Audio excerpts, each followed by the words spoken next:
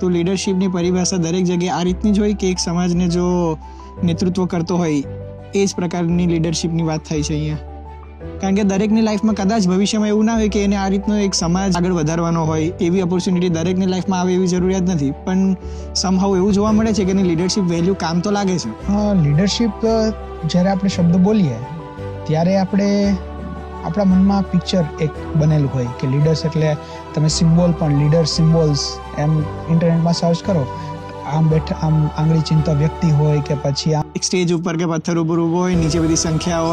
હા, આપણે એને કહીએ કે યસ આ સિમ્બોલ લીડર તરીકે મને સૂટ થશે, આપણે ક્યાંય વાપરવું હોય ગ્રાફિક વગેરેમાં. પરંતુ લીડર તરીકે જોવા જઈએ ને તો બધા જગ્યાએ લીડર હોય. જ્યાં જ્યાં ઇન્સ્ટિટ્યુશન હોય ત્યાં લીડર હોય. એટલે કે કોઈ પણ એક સિસ્ટમ છે તો સિસ્ટમમાં કોઈ લીડર નેતૃત્વ દિશા આપનાર હોય. પરિવાર હોય તો પરિવારમાં એક લીડર હોય કે જે આખા પરિવારને દિશા આપતા હોય કે આપણે આ દિશામાં જવું, આ દિશામાં ના જવું, આ દિશામાં.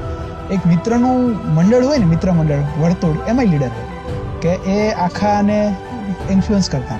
તો ઇન્ડિવિજ્યુઅલની અંદર પણ એ લીડરશિપ કરવી પડે, કારણ કે ઘણી બધી સમસ્યાઓથી ઘેરાયેલો માણસ છે. તો એમાંથી ખુદને બહાર કાઢનાર કોણ જ્યારે જોવા જાય ત્યારે પોતે પણ પોતાના માટે લીડરશિપ એમાં લેવી પડે કે ભાઈ ઓકે, હું મને દિશા કઈ દિશામાં આપીશ. Solo leadership.